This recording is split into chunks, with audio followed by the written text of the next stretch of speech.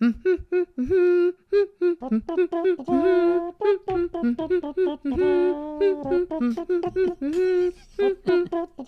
do, do, do.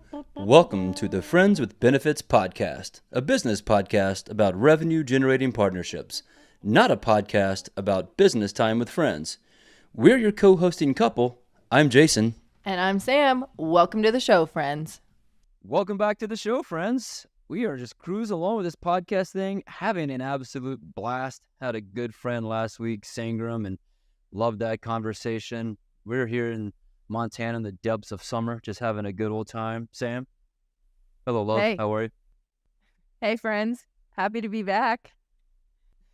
Man, I know I say this every week, but dang if I'm not excited about this episode yet again. I have known Adrienne Coburn for now probably, I can't keep track of time anymore, but 6 or 7 years. We've partnered together back when she was at Uber Flip. We've, run the streets of Toronto during the old Uber Flip Connex back in the day. I saw some pictures of me, her, and James King and some others recently and loved that. But Adrienne Coburn is one that everyone in the partnership world, I think, knows and loves. Been around the block with, Uberflip, Shopify. You may have heard of, that company before. And now Oyster, doing some really great things over there.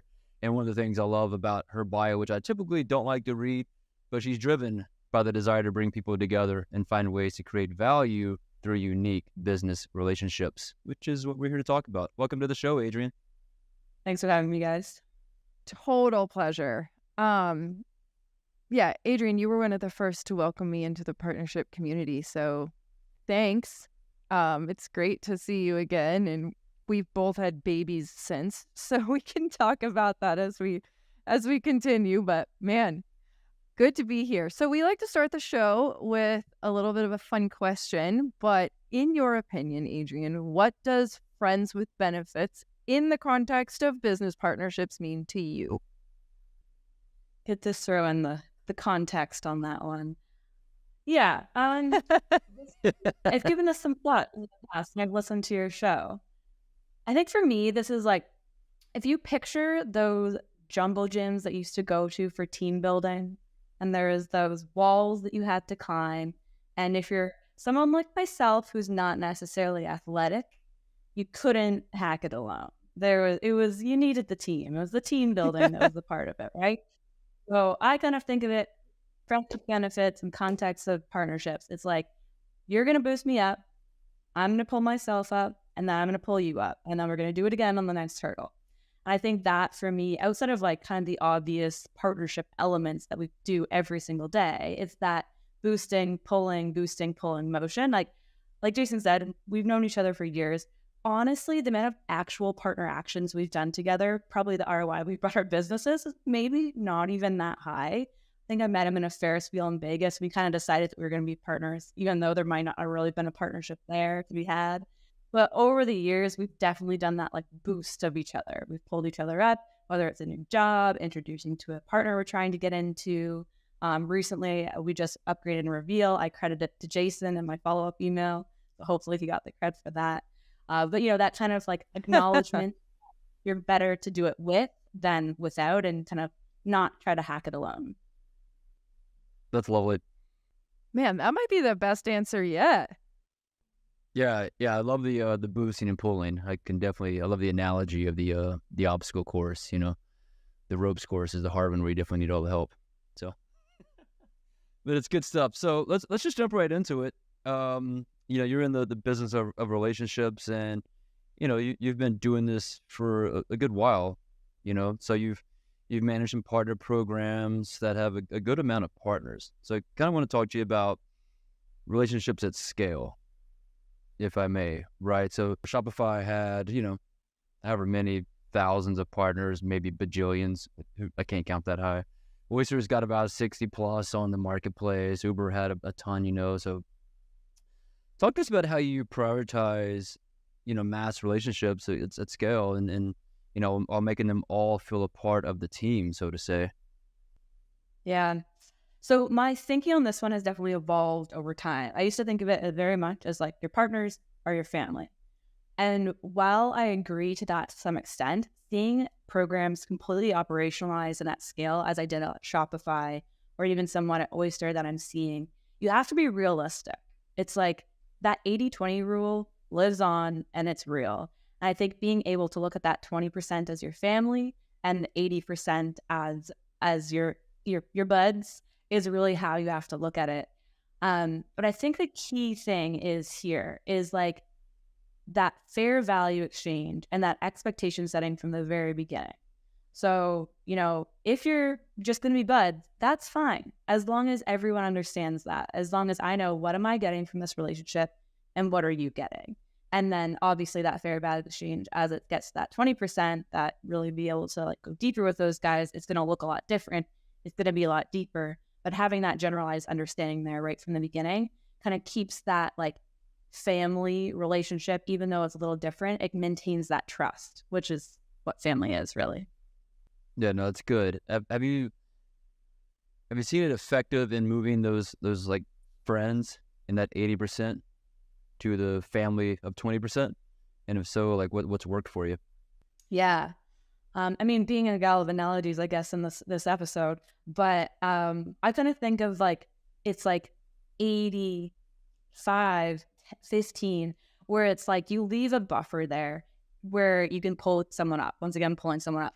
Like when I just moved to a new city last summer, and like I have my friends that I'm dedicated to. I have my family that I'm dedicated to, but I just moved to a new city and I need to leave room for myself to make those new friends and become like deeper in some of those relationships that I didn't have otherwise. So leaving that room for those where you see that potential. I'm a quadrant-based thinker, very much so. So I have all of my partnerships in quadrants. It's like performance versus potential matrix. And if you're a high on performance and a low on potential, I don't need to invest that much here. But if you're high on potential, low on performance, how do I invest into you? How do I enable you? How do I put some more resources towards getting this to the point of performance? So I think it's recognizing of that 80% who just stays there and you can just operationalize and, send some more automated cadences, that type of thing, versus who can I spend some more time with, even if they're not showing it right now. I love your perspective there on the buffer, because I think that's something that I actually have never heard verbalized, but it's so important. Like these relationships, this is the basis of this podcast, take time and take effort, and adding more partnerships or adding more friendships in your case there's not always just more time. You have to like give something else up in order to do that. So saving that buffer to help people move throughout those relationships, I think is really, really great. Let's talk about a flywheel. You've talked about creating a flywheel for your ecosystem. Now, this is not new. People talk about this all the time, and it's kind of like the golden standard of partnerships. Lots of people talk about it. Few people actually do it. You've done this. How do you actually execute on this in your programs? How do you do this? You join a company like Shopify who's already done it, and then you go off of theirs. The truth, yes. Okay, so I think the biggest thing here is the acknowledgement, not just from your partnership team, but from the company level, that you need to look at your customer need and always start with your customer need as a full pie. What your company can solve is a portion of that pie, and you need to rely on your ecosystem for the remainder of that pie to make a full customer need pie. So start with the customer, understand what you can fulfill and what your partners can fulfill. I think that's the mistake that people often make, is you don't start with the customer, you start with the business relationship. You start with the how can you drive to us? And it's going to fall flat. That's where the momentum comes from. So it kind of like, I look at my flywheel as customer need, and then you find partners to fulfill that customer need. Once you have those partners and you're able to bring them in to fulfill the needs, so like referrals, solutions, services, whatever it may be, they're going to be more dedicated to you and be able to drive back in return. That brings in new customers, which then brings in new needs. And that's when the kind of like flywheel starts, where, when you're looking at it from a needs perspective and the ability to bring people in, then it's self-propelling, because you're not just focusing on like the build of channel of like getting more with less effectively. Let's take a company like Uberflip or Oyster. So you mentioned Shopify kind of already had the motion going. So Uberflip, Oyster, the likes of those, that as you're working to help build those programs, have you faced any challenges in getting the buy-in to allow partners to come in and solve for those customers' needs, such as, when you got to present a partner to ProServe? Yeah, I think that we can all agree in partnership, but if you're a partner leader, you spend 50% of your time doing your job and then 50% of your time convincing people that you should be left to do your job. So yes, absolutely. It's a rhetorical question. How have you overcome that to kind of get the buy-in? Yeah, champions. Huge amount of emphasis on champions. So find someone who's done it before. Find someone who's worked at Oracle. Find someone that's worked at Marketo. They've sold with partners before. They understand this methodology. They understand the value of bringing partners in and prove it. So don't go big. Don't try to build out this like massive solutions program. And once you're building out, package services with your partners, yada, yada, yada, it's gone down that road. It's very complicated. But start small, start with champions. Those champions will be able to identify what the true needs are. So what are the things that are nice to have and what are the things that are need to have? And they'll be able to sing your praises or your partner's praises and spread that to the rest of the usually sales teams. And we all know that's the best way, sales to sales, peer to peer. It's like that's where things actually start to build momentum. So you've kind of talked about this a little bit. You think in quadrants, performance versus potential, and then you've kind of just talked about need to have versus nice to have. When you walked into these newer programs, do you have a framework for like hit the ground running? Where do I start? Like, what do I look for first, and where do we put that attention to start small? Do I have the playbook? I used to think I did. And then every time I've gone to a new... Yeah. What are the answers? Yeah, well, I have the answers. You never have the answers. It's so different at every company. And I think that's something that I see playbook written on every partner resource that's out there right now. And yeah, agree with it. It's needed. I'm so glad we have it because we didn't used to 5 years ago. That's for sure. But you need to start from scratch. You need to start from customer conversation, partner conversation, being able to identify what the specific need is. What are the nuances? What are the things that might seem small on paper, but actually make a massive difference in how the sales team sells? So what I have brought over are frameworks in applied thinking. So being able to look at segmentation models, tiering models, being able to, the kind of give gets, the performance versus potential, all of those, there are different applications, or there's different frameworks that can be applied. But how you'd fill in those gaps is you need to take a step back and really learn about your surroundings. Couldn't agree more. No, that's good. It's kind of helpful when you've kind of done a few things and you have a few playbooks and things that have worked that you can bring with you. So to that point, one of the things I've always been curious about, and I've kind of going from a job to job here and there, is you've kind of done the impossible in my mind, right? You've moved from industry to industry to industry. You've gone from content creation at Uberflip to e-commerce with Shopify to now HR tech or rec tech, whatever they call it. Each are, kind of different worlds with their own network of partners, right? So what we're getting at here is those are new relationships you got to form, new partnerships. I've kind of stayed in that MarTech world where I get to bring some partners with me along the way. But you've essentially had to start from scratch, 3 different times from my view. So what's the secret sauce for you in doing this successfully, 3 times over? Note to listeners, just stay in one industry. A whole lot easier. You're going to save yourself a lot. It's a little complicated. But hey, if I'm not here for a challenge, what am I here for? Okay, no, I think exactly. Be present. Get yourself involved. I was just talking about, you don't understand the nuances until you're actually in the weeds of it. Same with forming these partnerships. My first couple months, first almost 6 months at Oyster, I was really behind the scenes. I was working on all the operational components. I was working on building the programs and making sure they were running smoothly. And I barely talked to partners, and it hit me hard. It was I was so slow in my learning. I didn't understand our product. I didn't understand the problems that my partner managers were facing. And then as soon as I got into that driving seat of actually like driving partnerships and getting more involved in those conversations, it was like light bulb, get it, understood it. I'm still definitely in the progress of like building out my network and getting to the point where I'm a known entity in the HR tech world. But yeah, that presence is like number one.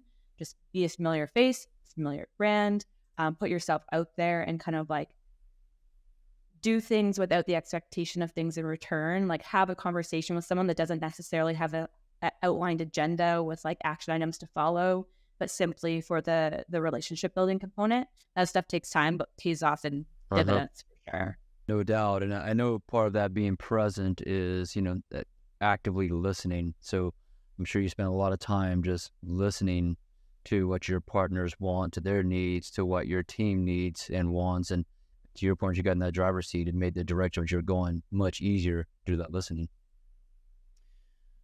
So we're all in partnership leaders. We're all in these communities. Have you been able to utilize some of these communities to establish the right connections as you move from industry to industry? And what's that look like for you?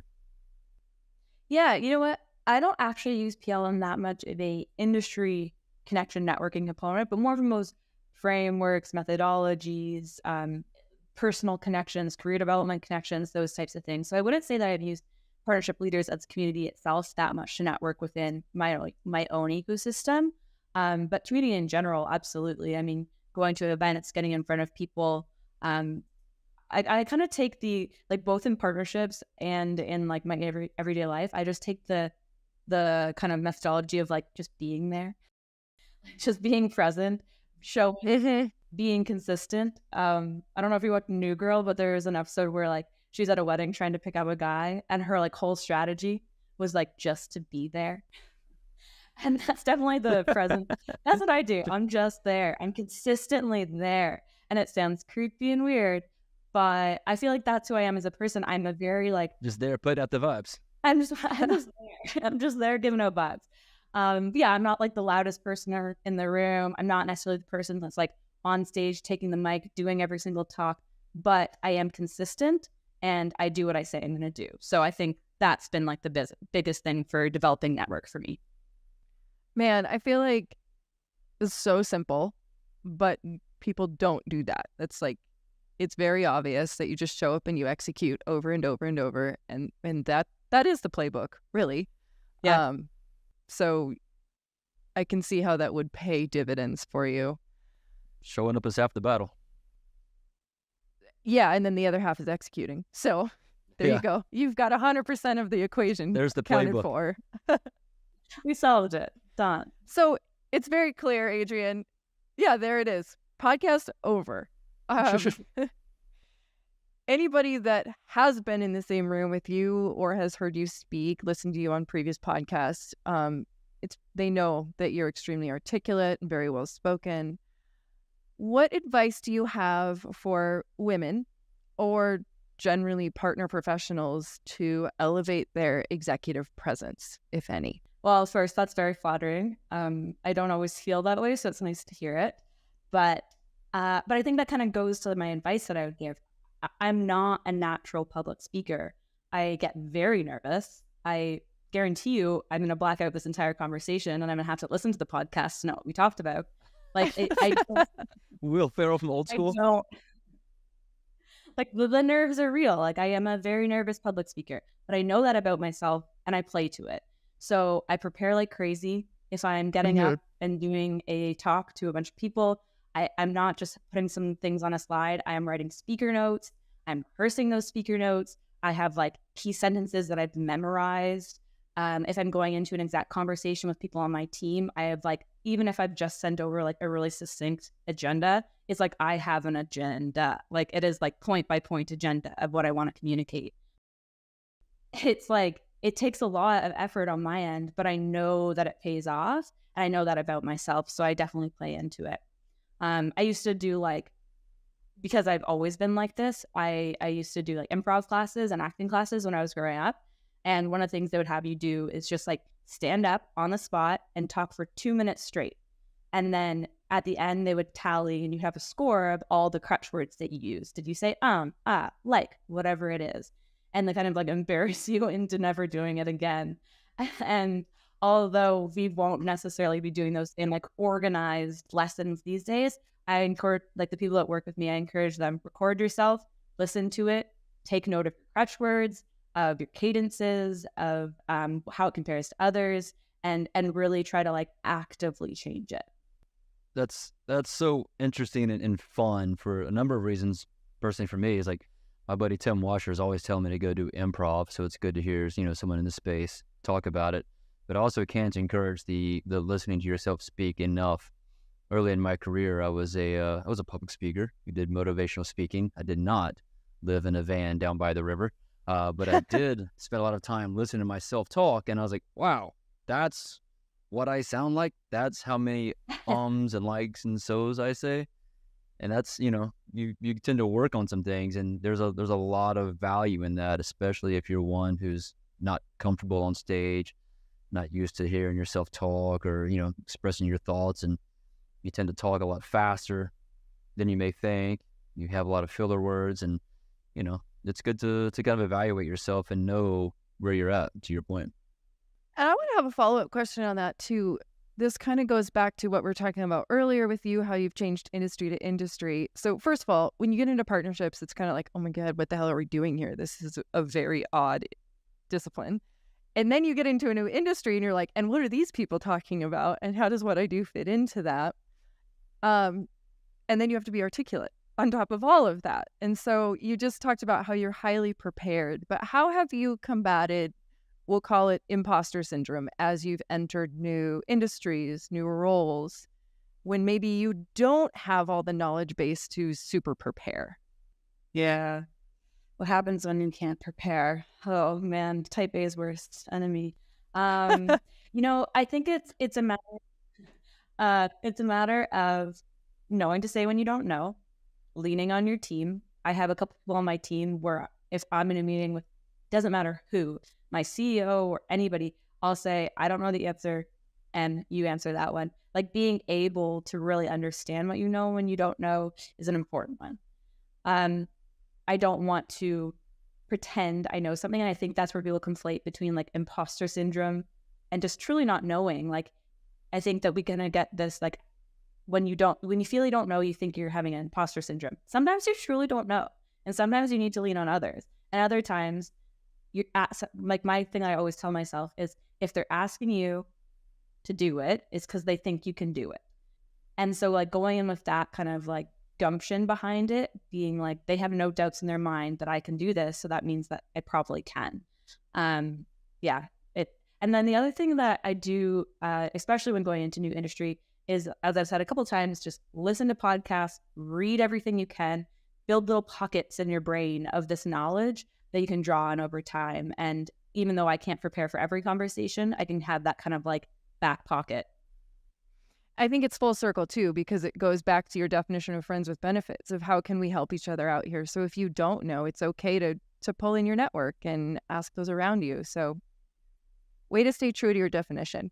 Yeah, and I think too, like we'll move on after this, but I think there's a lot of value, coming into a company, like you moved into Oyster, not knowing a lot of things, and with us in partnerships, like it's our job to know each of the different departments and what they're doing. So gives us, I've used this play quite a bit, a good opportunity to go to those teams, like teach me what you do, teach me how to talk about this, teach me how the product works, teach me this, that, right?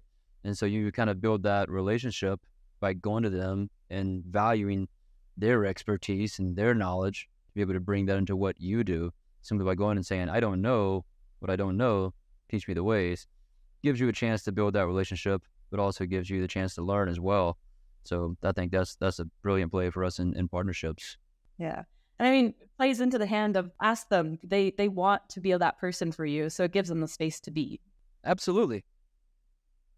Yeah, they want to feel valuable. They want to be of help. They want to provide service, right? People want to know that their job is more than just, completing a project, cooking off an assignment, right? They can help others be better at their job. I think it gives them value in their role.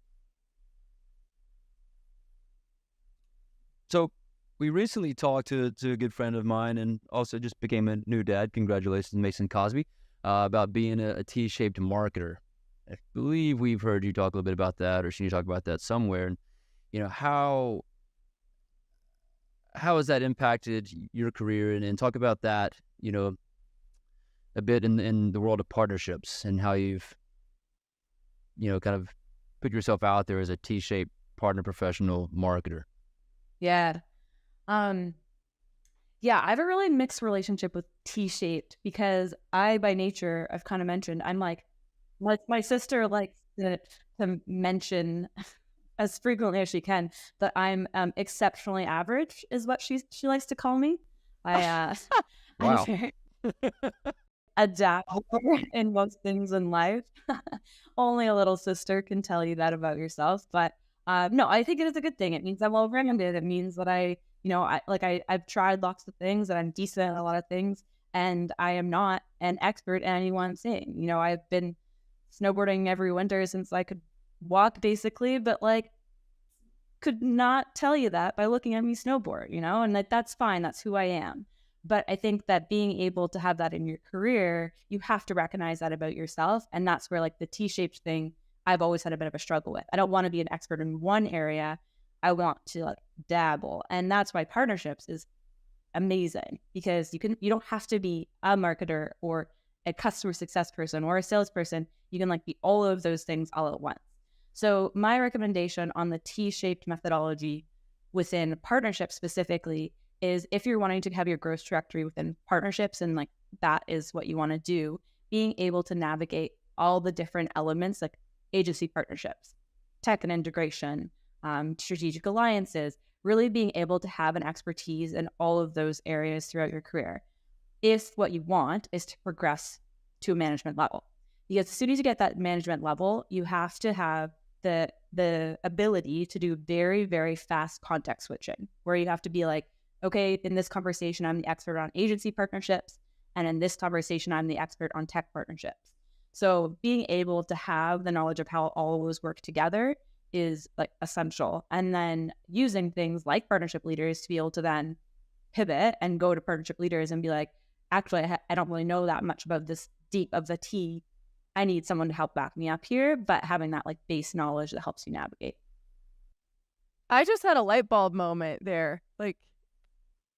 That's why we're all in this industry, because I love when you talk to people and all partnership people come from different disciplines. There is no clear path, but we're all exceptionally average. Well, I talk a lot about the book Range, and I'm not sure if you're familiar with that book, Adrienne, but it's talking about generalist versus specialist. People who are generalists kind of have that wide range of experience, that wide range of knowledge, and can talk about a lot of things. You're not necessarily a specialist or an expert in one area. And I think the best partner people are those generalists, right? I've got a background in motivational speaking, sales, marketing, and now I'm in partnerships, right? I'm a generalist. I never really consider myself an expert in any of those backgrounds, but I think that's what makes me kind of a good partner person. And Sam has been in marketing and creative and all sorts of other endeavors outside of the partner world. That's what makes her great. We can pull from those experiences, and so I'll take exceptionally average all day long if that makes me a good partner person and generalist. It's the new tagline: partnerships, exceptionally average. Adding to the bio. Okay, so you touched on career growth and trajectory, and I'm very anxious to hear your thoughts on this, because as we've talked about, yours maybe hasn't been as linear as others in terms of industry changes, and you've managed many different types of partnerships. We all know that the bottom line for how you measure and how you show success of partnerships is revenue, but as you have really showcased in your career, there's so many areas of impact for a partner leader. So how have you found your true north in your career, and what is that guiding, what is your career trajectory? How have you drawn towards that? Well, I'll let you know when I find that North Star. I've had 3 roles this year alone. So I'm pivoting. But but I think that is it, right? Like my North Star is being a Swiss Army knife. It's being exceptionally average. It's being well-rounded. It is being a partnerships craft leader. I'm able to come into a team, and regardless if it's more channel-oriented, technology-oriented, whatever it may be, I can help to grow and to scale it. So those two things, exceptionally average and being able to like be dabbling in different areas with the lens of operationally scaling. So through my experiences, through like taking a company from kind of like zero partnerships to a decently shaped partner program, going to Shopify over a massive partner program, and now Oyster, where it's just like crazy fast moving. Everything comes down to scale.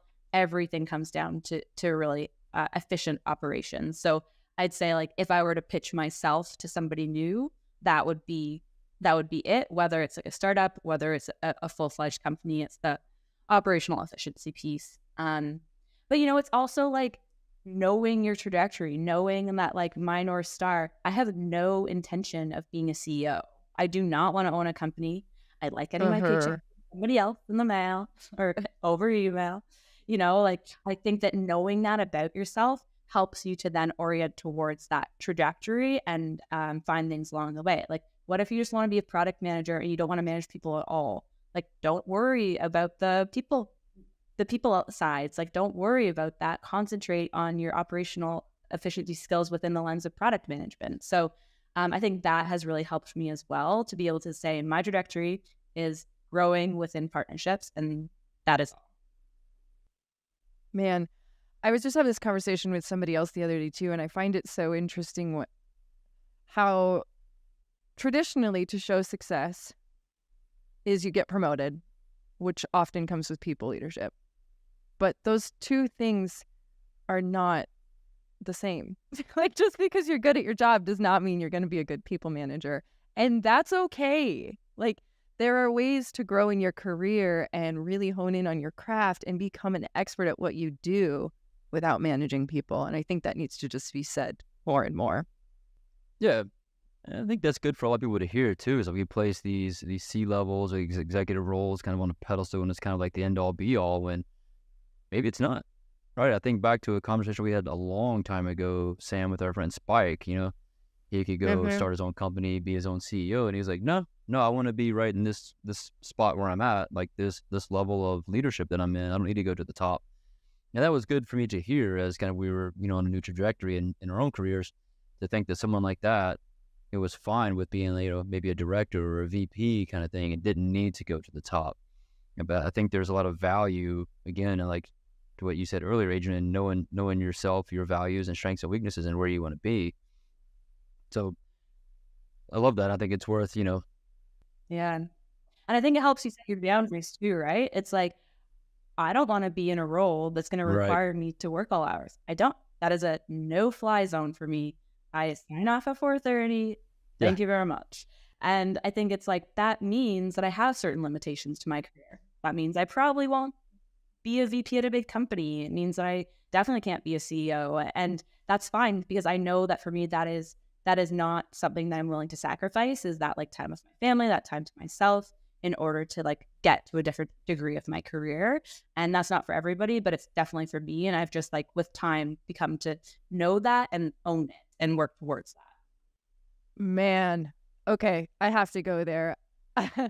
I feel that so much. And especially like you have a year and a half? How old's your little one? Just over 2. 2 already. Oh my gosh. Okay. So yeah, we have 2 kids also. And that's been a conversation that Jason and I have all the time of like, I know I need to work. It's really good for my well-being, for my mental health. Like I love working. But I also love being a mom and balancing those two things and like creating boundaries for myself, articulating those boundaries to my company, working with Jason, who also has a full-time career. Like those are things that I also feel like aren't talked about enough. How has your relationship with work changed, and what kind of boundaries have you had to set in order to create your ideal situation? Yeah, I mean, it goes to what I was saying. Like, I am offline at 4:30 now. I might answer a Slack message here and there, but I am definitely going to pick my son up at daycare at 4:30, and sorry, like that is the boundary. It doesn't mean that I don't do a late night project once in a while. Of course, I recognize things need to get done, but it is the absolute exception when I do. And I think it's like where I've changed in that. I've always kind of had a little bit of that boundary, but where I've changed in it is like when I'm at my computer, I am 100% there. Like when I am like working, I'm 100% working. I'm not online shopping, even though sometimes I try to wander there. I'm not, doing well. No, like I totally could. It's in the next room. I like when I'm here, I am like really, really here and very, very present and work very, very efficiently. And that doesn't work for everyone, right? It's also recognizing that like I have a very good attention span. I can like sit down and plow through things all day if I have to for 8 hours, but not everybody works like that. People need time away from their computers. They need to take a long lunch break, whatever it is. So like finding that working style, I've had to be way more intentional in that since having a kid. I saw this quote the other day that I think about often, about how your kids aren't demanding, everything else that you're paying attention to is. And I think what you just said is so true, how if we try to divide our attention at the same time between work and parenting and your relationship, everything is overwhelming and everything is demanding. But if we can set up guardrails and boundaries in our life, like you just talked about, we can be highly effective at all of it. But it's very important to articulate those to the people around us, those boundaries, but then also hold yourself accountable, which is easier said than done. Yeah, 100%. I had one of those mornings this morning. Yeah, to your point, saying like that was this morning. I got mad at Nora for pulling waffles out of the refrigerator because I was trying to do some work, trying to be there with the kids. I wasn't being present, and this, again, like I've said this before, but I swear this podcast is more for me than anybody else. And all this talk about being present and being intentional is something that I'm heavily focused on and trying to think about right now. And, and to be distracted as I was this morning kind of caused me to be upset because I couldn't be fully, engaged in the work, fully engaged in our kids. So therefore I was, a little rattled on both sides. So you got to kind of pick those lanes to say in your boundaries. I mean, there were frozen waffles all over the floor. Over the floor. Yeah. It happens. Kodiak waffles for those listening at home. I gave my kid an Eggo waffle for breakfast this morning, and he only picked out the chocolate chips. So that's the level we're at. So literally no judgment. Hey, we understand. Yes. Yeah. Okay, so let's continue this conversation a little bit. So, your husband also worked at Shopify, and now he's doing his own thing, which is, I can assume, has its own level of demanding needs. First of all, we want to talk about what he's doing. Can you tell us what Freebar is? Mm-hmm. Yeah, for sure. Also, for the record, the day that he started at Shopify, I left because I was like, I don't want this. We already both work around like the same. I wanted to ask about that too. It's about to get tricky. It was time. But okay, so yeah, he has a company called Freebar. So Freebar is an online distribution of non-alcoholic products. So it's a right now dabbling in like craft cocktail, craft beer. Haven't really gone down the wine route yet, and primarily Canada. Think only Canada, sorry guys.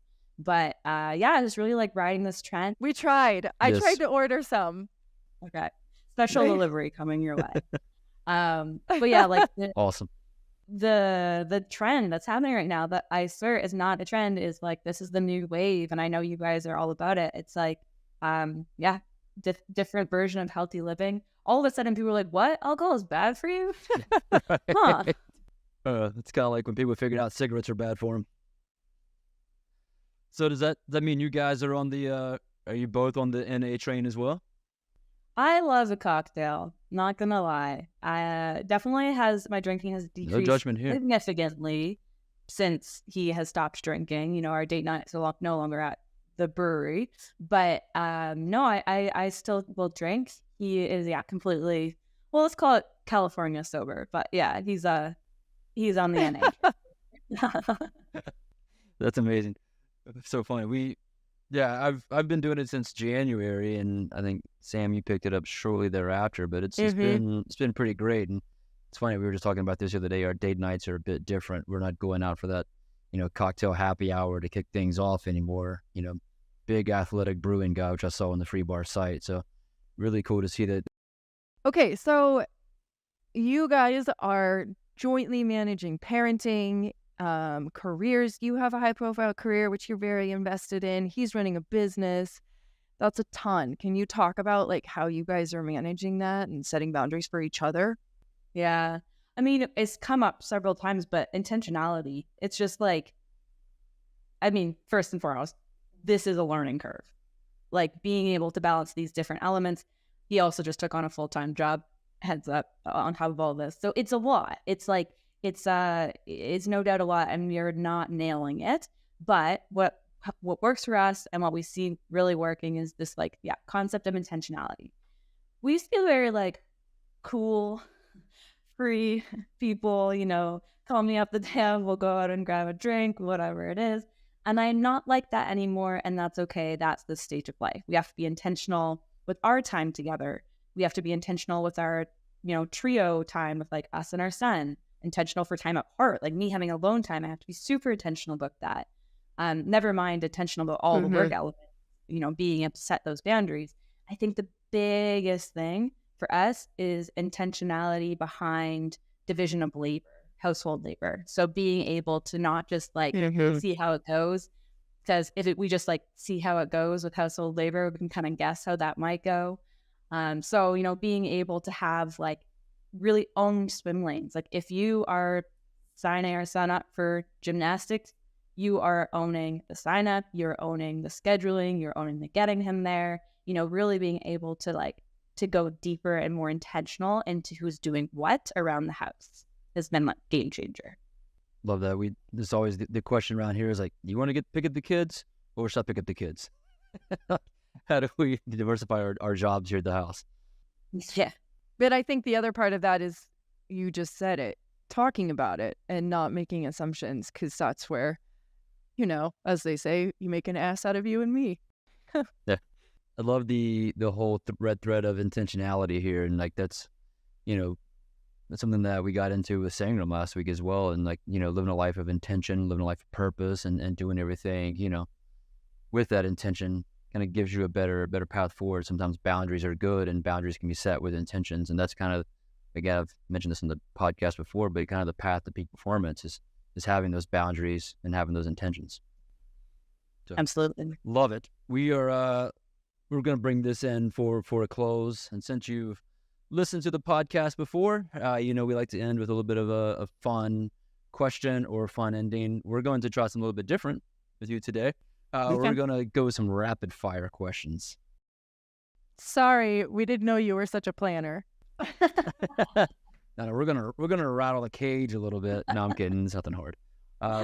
Rapid fire questions. One answer. Ready? Nothing. Go. Okay. Visual learner or verbal learner? Visual. Introvert or extrovert?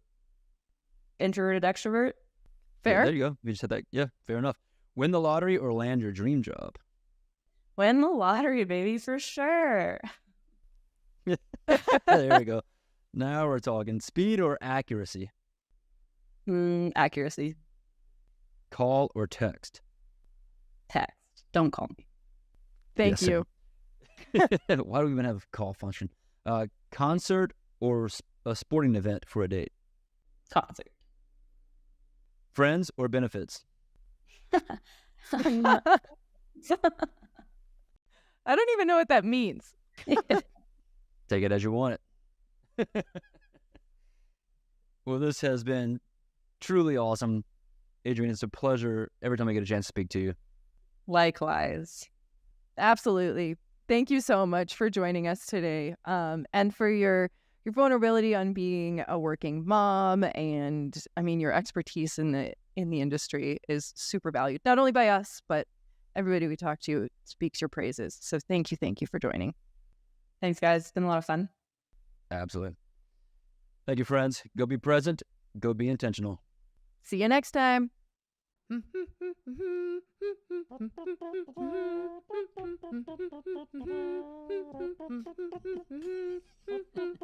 do, do, do, do.